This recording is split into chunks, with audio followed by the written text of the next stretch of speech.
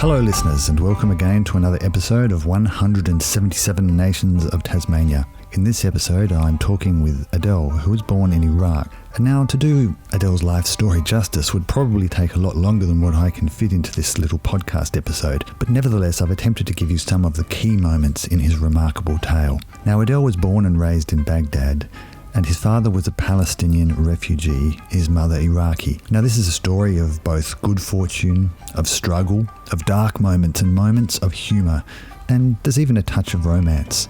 You will hear about Adel's passion for justice, particularly for the rights and the dignity of the Palestinian people. And there's also a clear thread of identifying with and supporting underdogs, which will lead to a perhaps unexpected connection with acclaimed AFL football coach and broadcaster David Parkin. Hopefully this has aroused your interest enough, so I'll tease you no longer and let Adel tell you his story in his own words. My name is Adel Yusuf. I was born in Baghdad to a father that's Palestinian from Haifa and a mother that's Iraqi, born in Baghdad. And so how did your father come to be in Baghdad? In 1948, Israeli armed militia fighting units attacked the village. They were farmers. They picked olives and grew wheat and vegetables. And they killed many of them, destroyed the village. And my father's family ended up refugees. They were turned from people who were self-sustaining into people who needed food, shelter, and assistance. And was it possible for him to be accepted immediately in Iraq, or was it a process? It's an interesting story. The Iraqi viceroy was visiting refugees in Jenin. When they left Haifa, they walked out with the shirts on their back. So they were really, and it was winter. It was really cold. Many people died on the route. You can well imagine large farming families. They didn't have cars. They didn't have. They carried what children they could. Those children they couldn't carry, they left behind. So they ended up in squalid conditions in Jenin, which is a town in the West Bank. And at that time, the Iraqi viceroy was visiting Jenin, and he invited 300 families to Iraq. My grandfather put his hand up, and that's how my father, at 10 years old, ended up in Baghdad.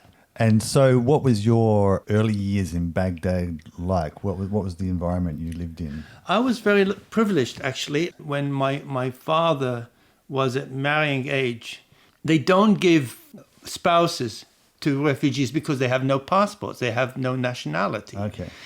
But my mother fell in love with my father at university. It was a love story. Right. And so her father, my grandfather on my mother's side, said, no, you cannot marry a refugee. It's impossible. But she persisted. And she married my father in spite of my grandfather. And she was an avant-garde for her time in relation to women. She drove a car when very few women could read and write. Yeah. She was one of that group of, and there was a few of them in Iraq at the time that were highly mobile, highly literate, and very active in the social and political life. And that's how I had a privileged life, because I grew up outside of the refugee camp. I grew up in a home. Of course, the house was not in my father's name because he had no passport, no nationality. Everything was in my mother's name. Right. As an Iraqi. But still, I lived in a big house. My cousin said to me, my cousin's in Perth, he said to me, when we come to your house, we think we're coming to a palace. Because they lived in small apartments that were given to them as refugees, whereas I lived in a normal home. But they thought it was a palace because, relatively speaking, it was very large. And so did you still have family back in Palestine? Extended family. The village was destroyed. They dynamited it. It's terra nullius. It's a land with no people for a people with no land. Your listeners can relate to that because of Australia. So colonization of Australia, the colonizers basically said there are no people. The Aborigines were flora and fauna. Yeah. And so when the settlers came to the Palestine, when they colonized the Palestine, to make it as though there were no people, they would attack villages and small towns, massacre there were several massacres. Not all towns were massacred, but there were enough massacres to scare people off the land. And so they attacked the village of Ain Ghazal, where my father was born, near Haifa, and then they dynamited it. And when they dynamite it, they plant pine plantations, so you can't find the village anymore. And when I went to the Palestine, I won a Rotary scholarship and went to the Palestine to teach at the university there. It took me a couple of goes to find the village because it's terra nullius. The village never existed, according to the Israelis. My father, unlike many of his kin relatives, his mindset was about education. And also because he married an Iraqi woman, the ground under his feet didn't shake so much. He had a sturdy pillar to hang on to, which is my mother. She grew up in a relatively affluent house, well-educated family that was not affected by war. And so we grew up, as I mentioned earlier, in a relatively palatial house. We had ample access to education, hence my English, and therefore I am an academic right now. I'm a senior lecturer. So we had access to good food, good accommodation, and good education. Again, all goes back to my mother. Other descendants of refugees to this day didn't have access to that. To this day, they are struggling. To this day, without nationality or passport. He did a BSc, a bachelor's degree, then a master's degree, and a Ph.D. But degrees do not mean a person's educated. Yep. My father was also well-read. And that's where his education. When I say my father is educated, that's what I mean. He's well-read. And he always gave us books. So he discouraged us from watching television, and he encouraged us to read books. And growing up in Iraq, we didn't have a lot of access to English books. And therefore, I for example, the Charles Dickens' A Tale of Two Cities, I would have read that 3-4 times. Right. Because the library in the house that's what we had. So you would reread the book. And every time I read it, I discovered new things. I learned new things about the book. I really enjoyed rereading it. So yes, we were highly educated, and my father encouraged us to read. And that's what helped throughout my life. My next question was going to be, what sort of books did you have access to, and what did you read? Initially, children's novels, and then I got into Agatha Christie. Okay. Actually, Asimov, sci-fi, then Agatha Christie, and then The Hitchhiker's Guide to the Galaxy. That was one of my favorites too. I've read it about 10 times. As you would.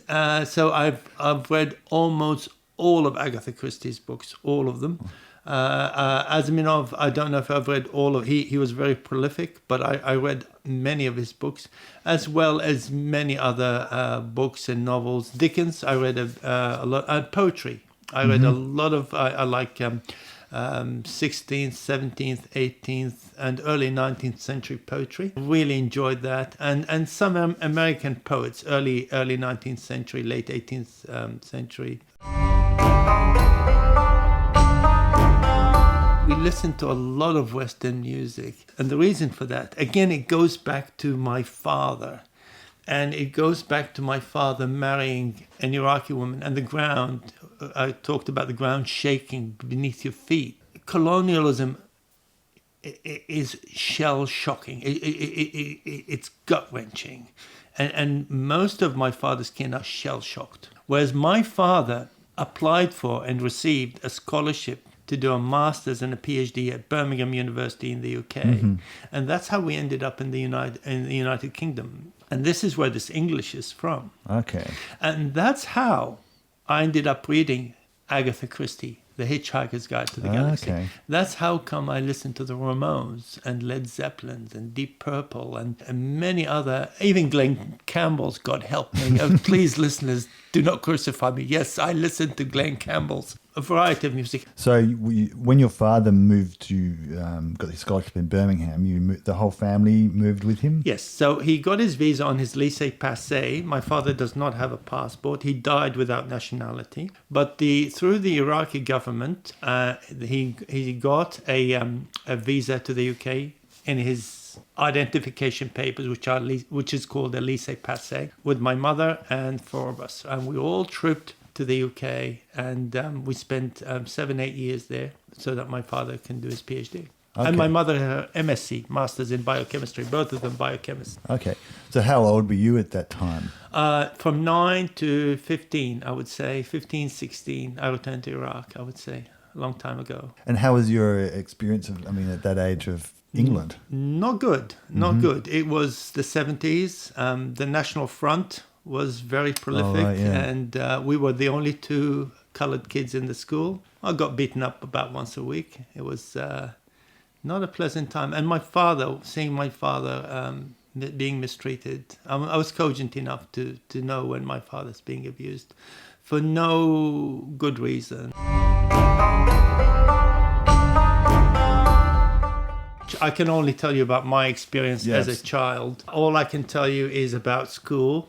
I can tell you about going home from school and trying to get home as quickly as possible so I don't get accosted en route. But also, let's not forget, I learned about Dickens. A teacher gave me a poetry book at the time, right. The English poetry of children's verse, which got me started. Let's not forget about the literature. Let's not forget about me learning about Christianity and Judaism, which combined with Islam, and it really broadened my mind. Yes, there were terrible times, but I also learned a lot, and it held me in good stead at this time in my life, because I wouldn't be where I am today, and I certainly would not have the agency and be cogent enough to speak to you right now without that English and education. So what do you think was the biggest, lesson that you got from that time of your life? Stand up for yourself. Don't lie down and play dead. That's what I did. I would just curl up into fetal position and get beaten up. That's not the way to go. Stand up, speak up, say back off. There's no need to do this. It's inappropriate. And the right to resist. You have to, if you're being dehumanized, as any person, male or female, of any faith, of any ethnic group, if you're being dehumanized, stand up for yourself. Do not accept abuse. And bear the consequences, I suppose. Yeah, well, that's an important lesson, isn't it? That's watching my father being abused. He never stood up for himself, but I guess he was shell-shocked. He was shaken. Colonialism is terrible. It as I said earlier, it's gut-wrenching, and so watching how my father was treated has affected me greatly. I want to ask you a question about the laissez-passer, because even though you were born in Iraq, you still couldn't get access to. No, they don't. You don't get Iraqi nationality. The idea was that Palestine would be liberated from the colonial state of Israel, and Palestinians would go home. And my father, to this dying day, never gave up on that notion that we would go home. Right of return is very important for Palestinian refugees. Of course, the settlers, the state of Israel, cannot accept that because it would dilute the ethnicity or the religious... it would go against their policy of... Well, it's enshrined in law. Israel is a Jewish state, so any non-Jew... It's a racist state, so any non-Jew cannot... That's racism. If you're not Jewish, you're not allowed to go to live in Palestine. I won a Rotary scholarship, and I was detained for 7-hour interrogation at the Allenby Bridge. The Allenby Bridge is the bridge between Jordan and the West Bank of the Palestine, and it was built by General Allenby in the First World War. And people think there's a Palestinian Authority, but actually Israel controls everything. As you cross the bridge, the Israelis detain you, and then you see the Palestinians. So the Palestinians live in cantons, in townships controlled by the Israelis. So to answer your question, right of return is not possible. They thought I was going back, but I told them I'm just here to donate my time. I've got a Rotary Peace Scholarship, and I'm here just to lecture at the university, unpaid. No, you've come here to work. Well, they're not paying me a salary. I'm not actually an employee of the university. I'm employed in a university in Melbourne. And of course, they have good contacts with Australia. While they detained me for 7 hours, they would have been contacting the authorities here and checking me out, I'm sure. And then they released me after 7 hours in the middle of the night, and I had to find my own way into the West Bank at the time. So that was the time when you returned. First time you went to Palestine? Yes, that was the first time I returned to Palestine, and I wanted to donate my time. I wanted to show solidarity because the Palestinians feel isolated and the world doesn't care by and large. I also wanted to find my father's village. Very important. And when I found it, I felt complete. I really felt whole. And I felt that my work here was done. I'm not being negative, but that's how I felt at the time. Yeah. So how did you go about finding it? Like, what information did you have? I had no information whatsoever. However, I knew the village was near Haifa. So I passed the checkpoints, got into Jerusalem, took a bus to Haifa. Of course, there was an incident on the bus. The young Israelis, guns everywhere. Can you imagine M16s, young people, 18, 19, carrying, even young women. These guns are big and heavy, and these young petite women carrying these M16s, and they can be very aggressive. Very aggressive. One girl accosted me. She wanted to look into my backpack on the bus, but she was very abusive. And she had the point of her M16 sitting on the shin of my foot. And I'm saying to her, "You're hurting me. Could you please lift your weapon off my shoe?" She just ignored me. It's just intimate. Because I'm Arab, they just ignore you. Anyway, I took the bus to Haifa. Once I got to the bus station, I found an Arab. And I said, "Where's the Arab quarter?" So the Arabs live in a place called Khalisa, which basically looks like Amman. But when you look across the street, you see the settler houses, the Westerners, and they basically look like houses in Australia. So I got into Khalisa. As soon as I stepped off the bus, I saw a small shop, and I walked into the shop and just bought a few things. And I spoke in Arabic to this guy who spoke Arabic. They were very concerned, they're very suspicious. They're scared. That could be a stooge or something. I just explained who I am, and I said, "I'm looking for Ain Ghazal, my father's village."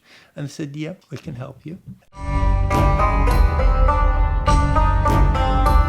My father did have a longing to go back, and he forbade us to get other nationalities. For example, my older brother could have become a British citizen. He was 10 years in the UK. When we came back to Iraq in 1980, he stayed on in the UK.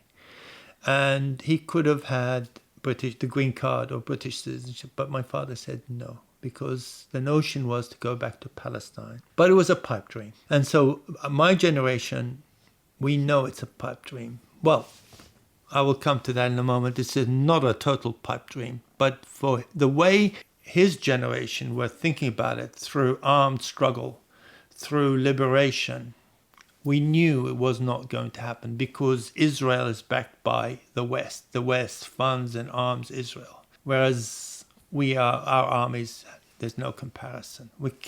It cannot be liberated through violence, through war.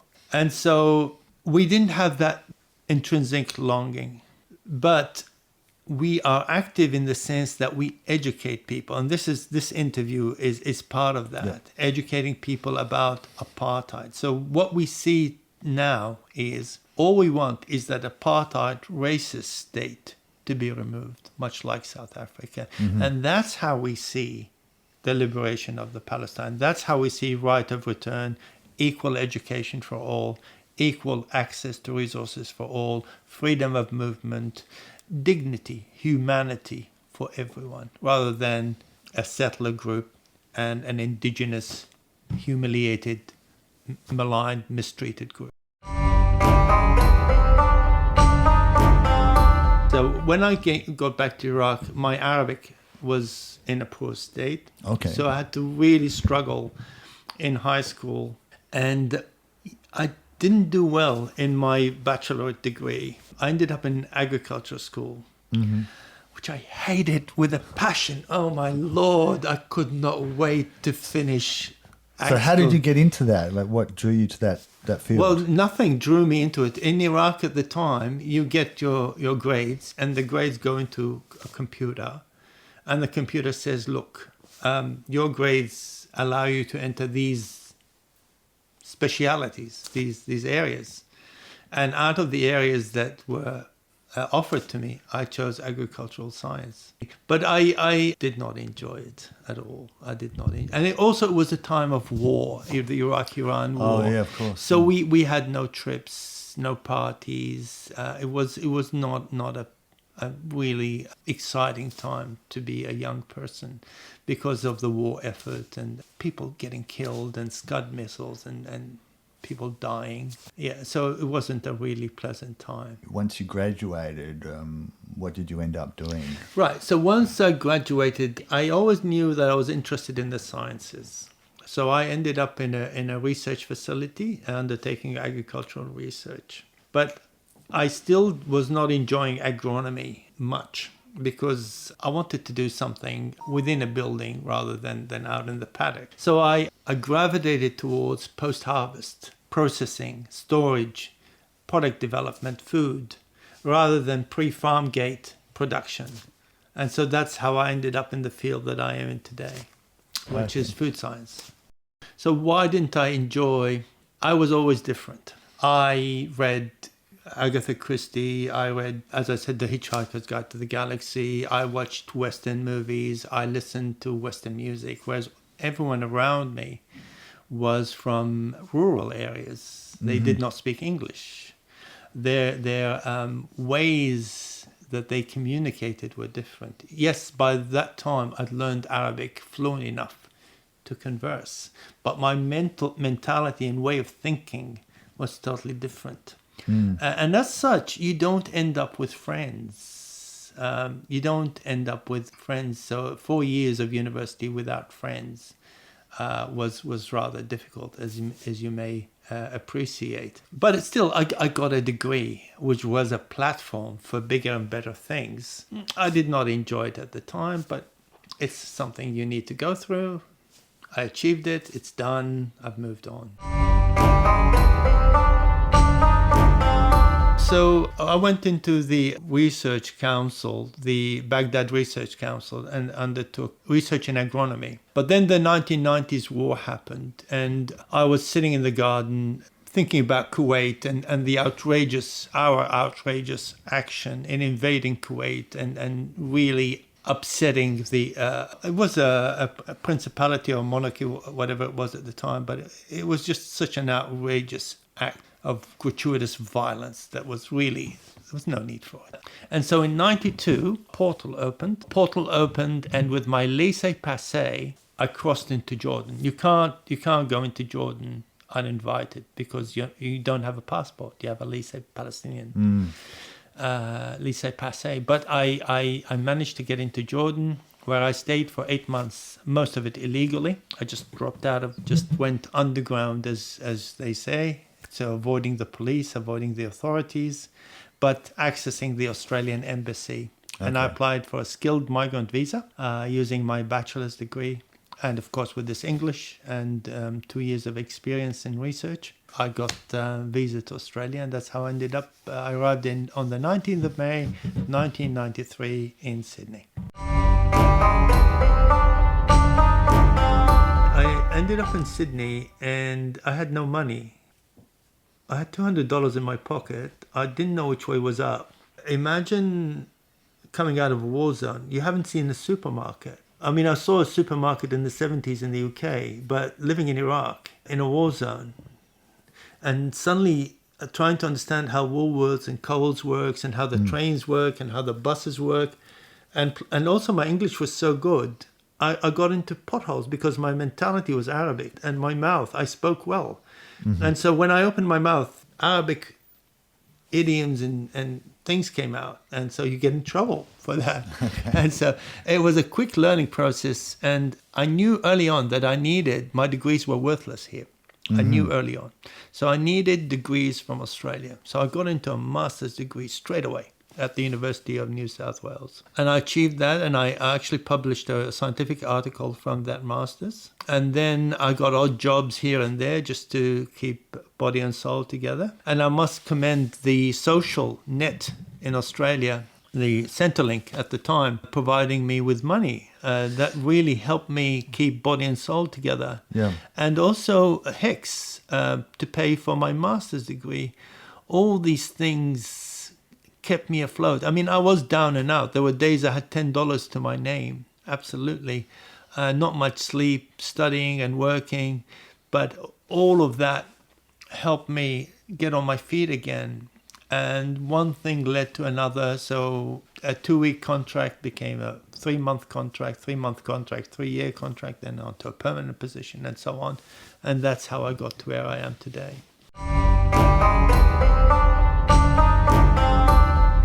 Mission Employment used to run courses to teach you how to build a resume. I didn't know what a resume was. Right. I didn't understand what an interview was.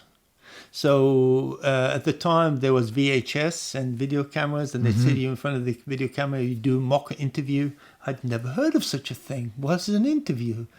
You just told there's a job and you go and present yourself and you're in. Who interviews? So we learned about interviews. So the salvos, always give money to the salvos. Social network, I don't mind paying taxes because it's helping some other new starter somewhere else get on with their lives. So yeah, it was very good for me. Were there any difficulties or challenges in studying here versus, like, was it drastically different from your academic study in Iraq? Oh, totally. Heaven and earth, totally. Walking, talking, body language, facial features. I remember the first time Professor Ken Buckle, I was late for his lecture. In Iraq, if you're late, you don't go into the lecture. So I sat down on the steps outside the lecture and went pondering what to do. And then I saw these kids keep walking in. I thought, hello, they're late and they're walking in. So I got up timidly and walked in, sat at the back, and it was fine. He didn't have a go at me. And then I learned that it was okay. And I actually wrote him a poem Right. I was very intimidated by Professor Ken Buckle. Any of his relatives or friends that are listening to this, he's a lovely, lovely man. He is. I say that sincerely. He's still with us. He's well retired now. He's still with us. I saw him 2, 3, 4 years ago at a conference. Yes, I wrote him a poem to say how I felt at the time. Did you get a reaction from him? He said I had poor English. I thought that was outrageous. He said my English was poor. Really? That was his only comment. I thought it was a fantastic poem. Maybe he was probably a bit shocked, perhaps. He was. He'd never received a poem, and a frank and fearless poem. He'd never received one. The opening verse, at first sight, sir, I believed your force of evil with intent to confound. Right. So that was the opening gambit. And so, but at the end I said, please forgive any trespass from such a sightless hound. And so through the poem, I explained what I was going through, my mental state. But at the end, I believe that I came to the right place in space and time. And I conveyed that to him in the poem. So after you graduated in Australia, what did you do then? So when I did my master's degree, I got some work in the industry to get some industrial experience. It's very important. If you're going to go into academia, you actually have living experience in the food industry. So I worked as a quality control officer in a food processing plant, and that's how I gained my industrial experience. And after that, I thought I'd better get on and do my Ph.D. So I applied for a scholarship to do a doctorate in post-harvest grain processing, which is what I enjoy and do today. And what made you choose that particular field? Was it something you had developed an interest in? Well, as I mentioned earlier, I did a degree in agronomy. So grain is my game. That's I think grain is very sexy, and that's what I enjoy. So wheat, barley, sorghum, and I didn't really enjoy the pre-farm gate production side of it, but I was really interested in the biochemistry of the post-farm gate storage and processing side of grain, and that's what I specialized in. I mean, I could bore you with the rheology of making dough out of wheat flour for pan bread or flatbread or chapatis, but I won't. But it's all very interesting, and there's a lot of chemistry involved. In terms of, like, in your first years living in Australia, did you find it hard to adapt to life here, or was it fairly similar to what you'd experienced in England? No, it's totally different. And please remember what I'm about to say, put a caveat on it, because my experience in England was as a child. Yeah. Whereas my experience in Australia was as an adult. So that's primal here. But also mentally, my English was so good that I communicated well. There wasn't that separation usually new migrants have because of their lack of vocabulary. And I often got in trouble for that because I would express myself in ways that weren't deemed totally suited to this society and environment because of my Arabic experience. And you learn to adjust to the nuances, to look out for the facial features and body language. For example, I find people when they're stressed, they smile. And I often think, we're talking about something seriously. Why are you laughing? Why are you giggling and smiling? Well, I say that to my wife as well. I don't get that. I don't understand. You should have a solemn face right now. But that's the Australian way. That's the Western way. And you learn these small things, and you need to adapt as well. Talking about racism, talking about colonialism, apartheid, by and large, people feel very uncomfortable. There are notable exceptions, and you have to choose your audiences carefully. I didn't know that initially. I come from a culture, how are you? Oh, my auntie died last week, and my second cousin's got cancer, and my third cousin got taken away by the security police, and oh, woe betide us. Whereas here you say, I'm good. I'm fine. Thank you for asking. How are you? In relation to Palestine, by and large, I don't think people really understand what's going on. By and large, as a state, we are supportive of Israel. By and large, people are against apartheid. I don't believe they fully comprehend that apartheid is practiced in Israel.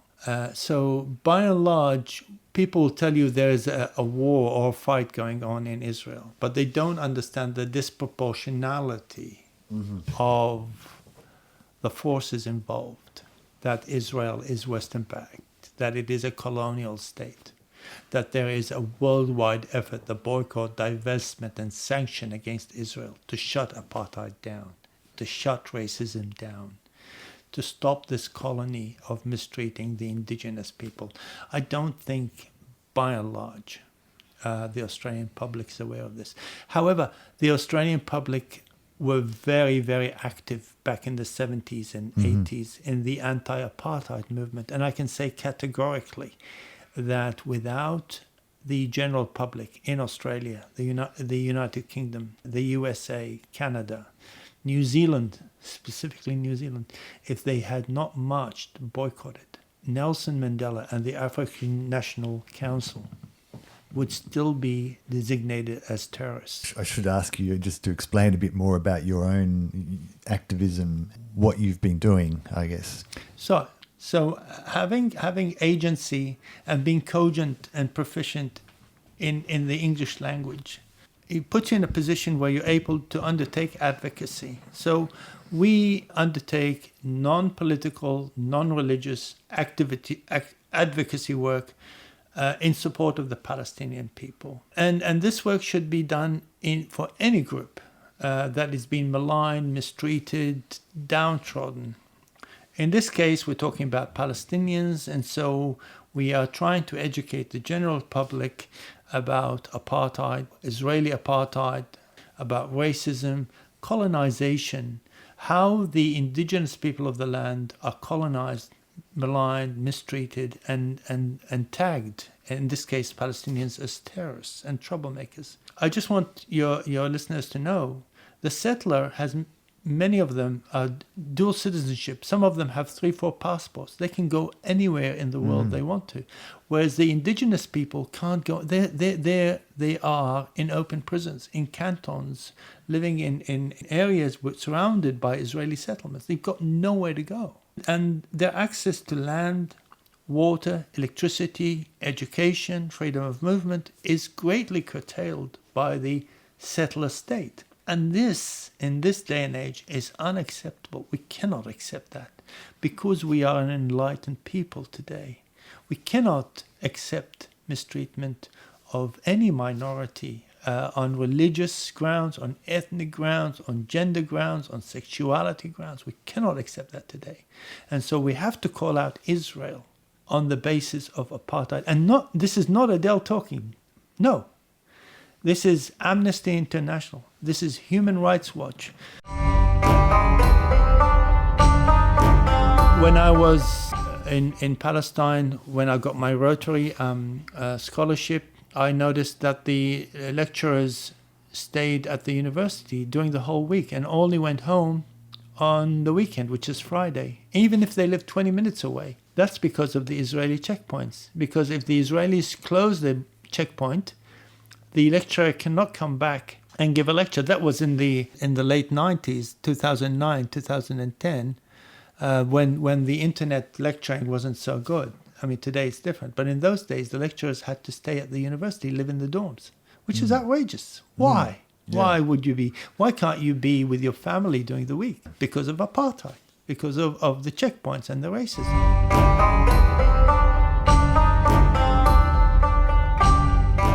And so Queensland, is that where you met your wife? Yes. So not only did I get a Ph.D., I met Charlotte, my wife, and I wouldn't be where I am today without her. So she's a wonderful woman, and I'm very indebted to her. And I'm not saying that because I've got a microphone stuck under my nose. So how did you meet? Well, she was a colleague in Gatton College in Queensland, country Queensland. We were friends for 10 years. We were very close friends. We were, well, like brother and sister, really, for a long, long, long time. And she opened up her home to me. There was always a cup of tea and a meal at a time when I was very lonely. In Gatton, you can imagine there wasn't not many ethnics at the time. Finding people to talk about the things that I'm interested in talking about were few and far between. And I always found Charlotte very welcoming. There was always a cup of tea and a meal at her house, and we were exceptional friends, very close, nothing untoward, just close buddies. And people were thinking we were having an affair, but there was nothing like that at all. Yeah, and that continued for about 10 years until finally the penny dropped, and things got a bit more intricate after that, to put it delicately. And I finally proposed marriage. I was very smart. I did something, I think spectacular. Even if I say so myself. I had a meeting with the Iraqi cultural attaché in Canberra. I was trying to attract the Ministry of Higher Education money to an Australian university, that's postgraduate students. So I had a meeting, and so Charlotte and we went to Canberra together. And I said to her, I've got to show you the Parliament. So I'd been to the Parliament before, and I'd like to... We went into the Parliament, and there was Palmer speaking, the Australia Party, what's his name? Clive Palmer. Clive Palmer was speaking. So Charlotte was very impressed with that. And then I showed her around the different parts of the Parliament, especially the Magna Carta. She's very interested in English history. And I don't know how I kept her busy, but I went down to the florist. This is the florist for the Prime Minister and the ministers and all all the federal government. And I said to her, look, I need a bouquet of flowers and a vase and something nice. And I remember she charged me $160 for the flowers. There was 12 red roses for $160 in a red vase. And I said to her, I'd like them delivered to the roof of the parliament. Of course, today, for security reasons, you cannot go on the roof. There was a grass lawn on top of the roof of the parliament. And there was a viewing panel, so that where you can view the surroundings. You can walk on the roof and in those days. And I remember the florist says, go, because I was having trouble paying. She said, no, go. And I said, you don't know me from a bar of soap. I can take your flowers and disappear. And I insisted on paying. So I did manage to pay in the end. Anyway, I had Charlotte on the roof of the parliament, otherwise engaged. And suddenly the florist turns up with a bouquet of flowers. And I say to her, will you marry me on top of Parliament House? I thought that was pretty spectacular story to tell, and which is it's also true. It happens to be true. So that's how I proposed to Charlotte. And we married in Western Australia, and it was Charlotte arranged it, of course. It's all good now. We're together after many years. Yeah, that's a fantastic story, actually. So you would you say you are a bit of a romantic at heart? I would say not, unfortunately. I think Charlotte deserves better, but she accepted me as her husband, and she's got to live with that decision. I do try. Of course, I am trying as well. I'm a very trying person. I've seen a lot in life. I've come through a lot. And of course, that reflects in my personality and my relationship with my wife. But I do try to make amends, and I do try to make her laugh on occasion and surprise her. And it hasn't been easy for her. I've always said to her she should have married somebody from the Lockyer Valley. But she chose to marry me, and there it is. What brought you to Tasmania, actually? A big promotion and lots of money. So to be frank, and also Tasmania is a beautiful place, and I must commend the university and the department. My manager is fantastic. Professor John Bowman is really good, and the faculty, many people within the department, really supportive. Yeah, it's a good place to work. I've done very well. And how long have you been here now? I've been here almost 3 years. So May this year, 2022, will be 3 years. Do you find any noticeable differences in the people here compared to other parts of Australia where you've lived? I think people know each other here a lot better than other states. Everybody knows everybody here. So you really have to be nice to everybody. Not that one shouldn't. We should always be nice to people, but you have to be especially aware of this, that everybody here knows everybody, which in a way is good, because if you need to meet someone, there's always access to them. Access to politicians is a lot easier. Access to the media is a lot easier. And so, and people give you the opportunity to express, as is happening in this interview, to express yourself. Yeah.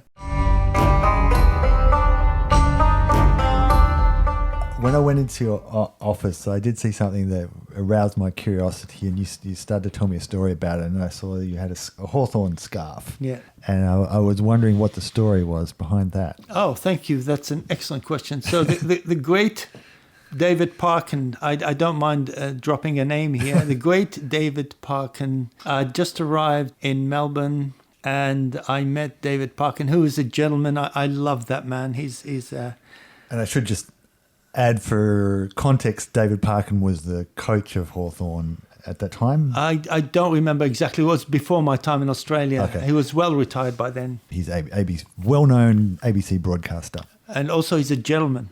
And he's a gentleman and an academic as well. He's a university lecturer and a wonderful man. I found him very, very nice and very welcoming. And I was in Melbourne, and I needed to choose a team. to barrack for a team.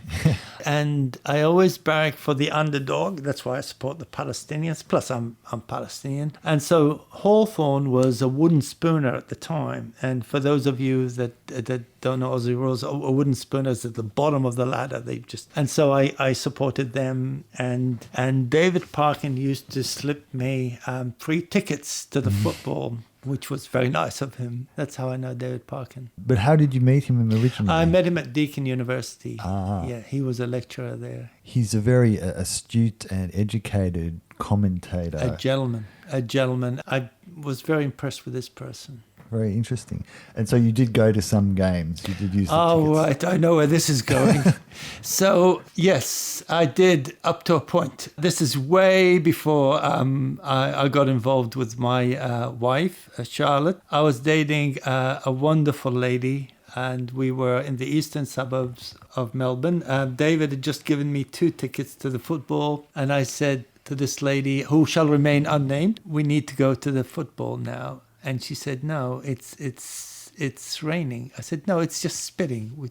It was cold Melbourne day, and she did not want to sit out in the open. She wanted to go to a warm restaurant somewhere and have a meal. And I wanted to go to the football, and she adamantly said no. And so it was a choice between upsetting the date or not going to the football. You may argue I jumped the wrong way. However, revisionist history. However, what is done is done. I complied and went to the restaurant where it was nice and warm. We had a meal. Unbeknownst to me, David Parkin was sitting behind 2 empty seats. And I never saw another ticket after that. I did go a-begging and saying, please, I had no choice. I was with this woman and she wouldn't go. And please forgive me. The great David Parkin, please. But no, there was no recompense. That was it. No more tickets for Adel Yusuf. It was all over. It dried up. I think some will have empathy for me, some will not. Some will think this is an egregious transgression against the great David Parkin, and I might tend to agree with them. But it's in the past now. I'm a reformed character. So do you still follow Hawthorn now? I still support them, but not so much. I'm just busy with work and I don't have the access to the football as I used to. Of course, when they win, when they lose, yes, but blow by blow, no. Do you have any hope for the future? Absolutely. The hope is apartheid and racism will go away. Once that will happen, people will have the right to return to their homes. There'll be free access to movement, education, resources, electricity, water, land. The guns will go away. And you think this might be a pipe dream, but it's not, because I'm about to give you an example. The example is the Crusades. Now, the Crusades is exactly like colonial Israel today. Armies came from Europe. They attacked, they raped, they pillaged, they murdered. However, when the armies went home, the Franks, the Anglos, the Saxons settled in places like Ramallah, Bethlehem, around Jerusalem. And now you find blonde, blue-eyed people. They look totally European, but they're Palestinian, so they were accepted and absorbed into the society. Now, my contention is, much like present South Africa, those Westerners that must have apartheid, cannot live without apartheid, can go back to Europe. And those Westerners that accept freedom of movement, right of return, equal access to education, health, can stay.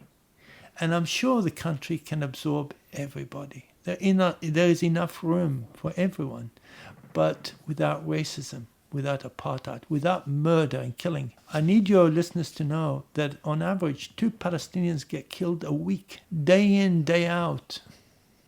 Land gets appropriated, homes get demolished, people get mistreated. While I was there, a student was killed by the Israelis. It's not acceptable. It's not right. Justice. People need to be treated with dignity and respect.